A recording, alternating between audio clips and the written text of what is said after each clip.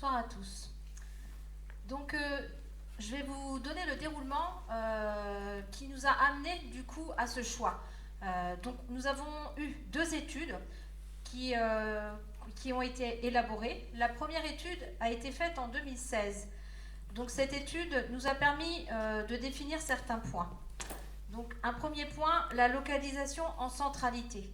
Donc, la concertation menée dans le cadre de l'étude qui avait été confiée au cabinet Atelier Urbain, avec plusieurs ateliers participatifs, comme vous l'a dit déjà M. Auger, a permis de souligner l'importance de développer les nouveaux services dans un périmètre resserré, au plus proche du cœur de ville, permettant à tous de circuler facilement à pied d'un équipement à l'autre et facilitant du lien et des échanges entre les services proposés. Ce souci a été pris en compte dans le PLU, comme vous a dit tout à l'heure aussi M. Auger, adopté en 2020, et qui préconise du coup un périmètre de 300 mètres pour ce type d'équipement. Parmi les trois projets d'équipement étudiés, donc il y avait le tiers-lieu numérique, la résidence senior, et l'étude a mis en avant aussi une localisation en centralité souhaitée par les professionnels à proximité d'autres services et indispensable pour en faire bénéficier les commerces, ainsi que la cohérence d'une implantation à proximité du cœur de ville commerçant de Louvigné, de la médiathèque, de la maison médicale, de l'aire de jeu et d'un espace de stationnement. Donc ça, c'était un des points dans l'étude de 2016. Un deuxième point qui est ressorti, c'était du coup le choix de faire un équipement neuf. Donc la priorité a également été donnée à la reconquête du bâti ancien en centralité.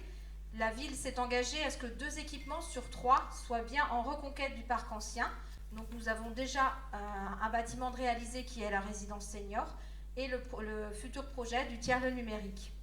Donc pour le projet de petite enfance, il a été mis en avant l'intérêt de concevoir un bâtiment neuf avec un souci de confort des usages et une nouvelle réglementation thermique à venir. Une analyse de terrain disponible en cohérence avec le planning de programmation a été menée. Plusieurs implantations possibles du futur équipement ont été analysées en tenant compte des capacités d'agir à court terme. Donc nous avons un tableau qu'on vous présente sur le diaporama qui du coup vous présente les différents endroits qui ont été potentiellement visés. Donc le premier sur le tableau est la place de Bretagne. Donc sur ce tableau, vous avez une colonne où il y a les atouts par rapport à chaque endroit. Et sur la droite, le plus à droite, les points plutôt négatifs.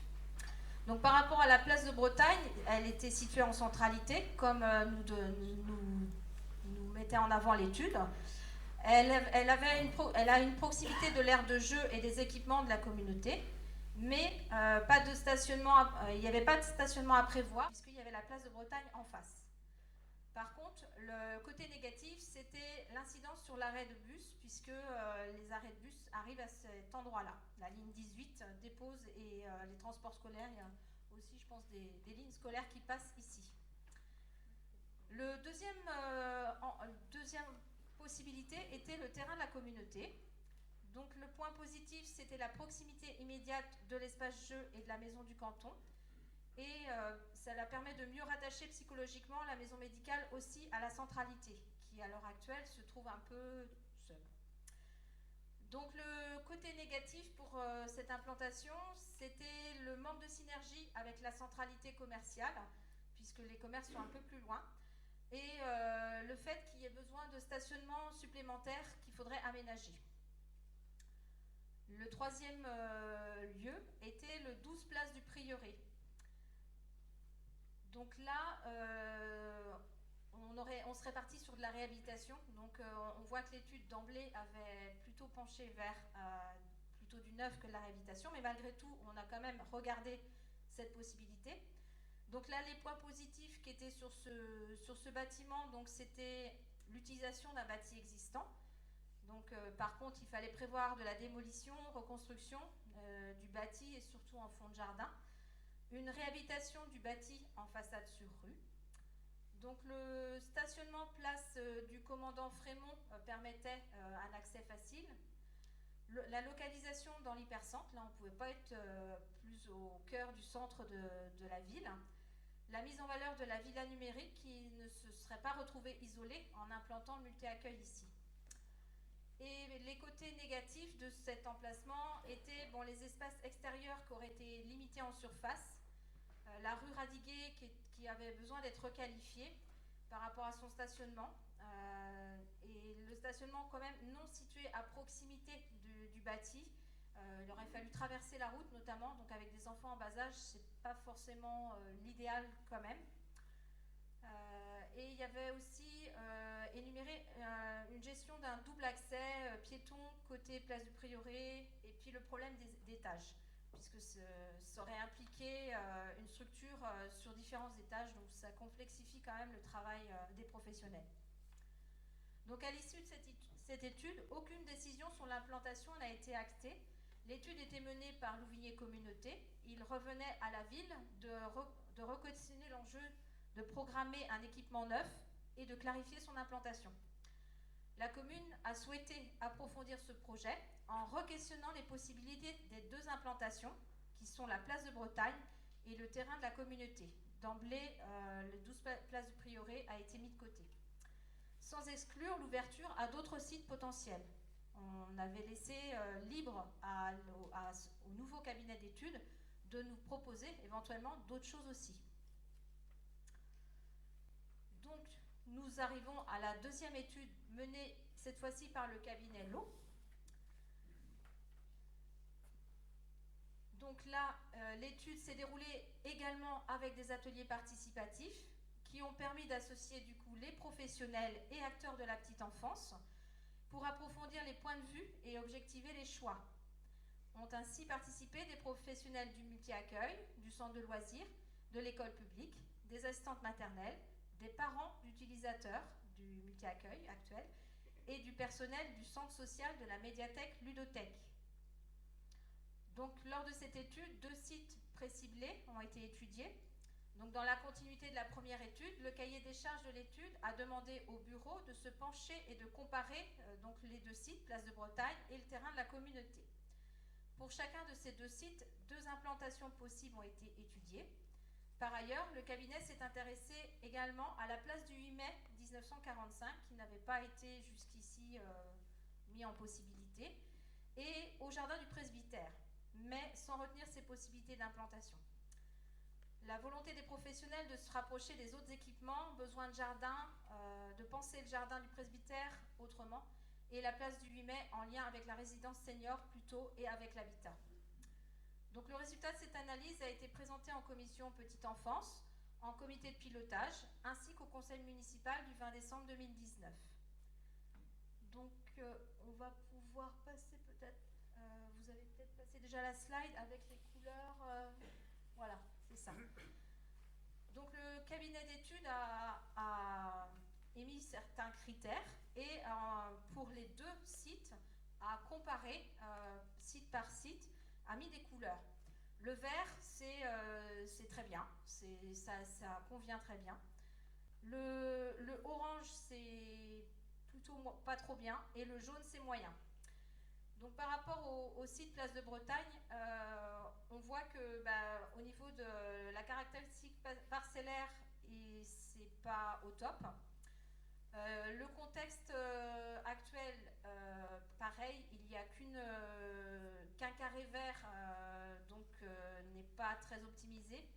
Par contre, la localisation, évidemment, dans le centre-bourg, là, est à son maximum, puisque là, on est vraiment dans le cœur du centre-bourg. La polarisation des activités, donc là, on était en jaune, parce qu'on n'était pas forcément près des équipements. Et la mobilité-accessibilité, ça pareil, on était en vert, donc pas de souci. Par contre, ce qui posait le plus de difficultés, c'était la faisabilité de l'équipement, où là, on retrouve un peu des couleurs, de toutes les couleurs, là, sur ce carré-là. Donc à côté, on a le site de parc de la communauté, où là vous voyez au niveau de la caractéristique parcellaire, on est au top pour la parcelle. Pour le contexte, on a un petit peu de jaune, La localisation dans le centre-bourg, donc c'est là le plus faible, l'élément le plus faible sur le projet. La polarisation des activités, donc là on est vraiment très bien, puisqu'on est en vert complètement. Donc, et c'est vrai qu'on est à proximité de plusieurs services, donc ça c'est une richesse hein, pour les professionnels qui pourront exercer. La mobilité et l'accessibilité, donc là on est presque bon. Donc après il suffit de réaménager certaines choses et il y a moyen de rendre les choses aussi bien accessibles. Et la faisabilité de l'équipement, bah là on est dans le vert complet. Hein. Donc en voyant ces deux comparatifs, ça a permis quand même à l'équipe de se dire le parc de la communauté semble quand même le mieux pour cette implantation. Monsieur Auger tout à l'heure vous a fait part qu'il était un peu étonné à l'annonce du cabinet. Moi-même également, quand le cabinet a fait ses suggestions, j'ai fait A. Et parce que tout de suite, je pensais multi-accueil devant le bâtiment qui cacherait le bâtiment. Et moi, en aucun cas, j'aurais voulu que notre beau bâtiment soit caché. Et je ne sais pas si vous avez projeté déjà, parce que je n'ai pas regardé au tout début les images, l'implantation du multi-accueil, en fait, serait du côté de la rue d'Alsace, donc ne cachera en rien le bâtiment. Donc par rapport à l'issue de ces présentations, donc, avec une majorité de voix pour, il a été demandé au bureau d'études de poursuivre un scénario d'implantation sur cet espace sud du terrain de la communauté. Donc seule cette implantation permet de répondre donc, aux enjeux d'évolutivité de l'équipement dans l'idée d'une attractivité renforcée de l'Ouvrier du désert pour les familles avec enfants. Alors l'ouverture sur les jardins, donc sans remettre en cause les usages actuels, le potager du centre social et l'aire de jeu pique-nique. Et ce qu'on a déjà dit plusieurs fois, la proximité des équipements de la communauté avait été mis en avant. Donc des précautions prises pour la suite, le programme présenté en conseil municipal à l'issue de l'étude mise sur un projet qualitatif respectueux de l'usage du site actuel, cohérent avec le paysage environnant. La qualité architecturale des bâtiments de la communauté est adaptée aux futurs besoins des usagers. L'accent est mis sur le non-gaspillage de foncier et l'optimisation des stationnements existants. Le lancement du coup d'un concours d'architectes est un outil pour veiller à la qualité architecturale et paysagère du futur projet. Ce n'était pas une obligation, mais bien le souhait validé en conseil municipal de 2020, de veiller à croiser les regards, les expériences et bénéficier d'une visibilité nouvelle. Donc c'est un projet qui prend son sens aussi à l'aune d'autres projets qui ont été mis en valeur dans le cadre vie et nature en ville. Donc la commune s'est engagée dans un label ville et village fleuri et a obtenu sa première fleur. La mise en valeur du cadre de vie dans un souci de préservation de l'environnement et de promotion de la biodiversité est en cours dans plusieurs secteurs de la commune par le fleurissement. Donc monsieur le maire vous a dit tout à l'heure, le projet de coulée verte, l'amélioration des places publiques et à travers Petite Ville de demain avec les projets européens sur la randonnée. Une étude à venir sur l'offre de loisirs, camping et sur peut-être d'autres encore projets. Donc par rapport à l'étude du cabinet L'eau, monsieur Auger aussi vous a fait part de la superficie. Donc il faut savoir que les consignes aussi qui avaient été données au cabinet d'études, c'était d'optimiser au maximum les espaces. Donc il y a eu tout un travail qui a été fait aussi avec les professionnels, que ce soit les professionnels du multi-accueil et ouvert aux professionnels de la petite enfance, pour voir comment on peut optimiser au maximum les espaces et aussi envisager une mutualisation de certains espaces qui permet du coup d'éviter de s'étaler sur le terrain. Sinon, aussi ce que je voulais vous faire part, c'est au niveau des architectes, donc du lancement au niveau du lancement d'études des architectes. Il a été demandé du coup d'être vigilant sur l'utilisation des usages et sur la végétation qui est installée, qu'il faut préserver. Et une autre consigne qui a été donnée au cabinet d'architectes du coup qui vont postuler, c'est la possibilité de mobiliser que partiellement cette parcelle et pour en limiter la consommation et de préserver un maximum d'espaces verts publics de ce parc de la communauté. Et le dernier point, c'est que ce projet devra répondre aux objectifs de performance thermique et environnementale. Et M. Augier vous a dit tout à l'heure qu'on avait été vigilant dans le recrutement des cabinets, qu'ils aient cette sensibilité. Voilà, je pense que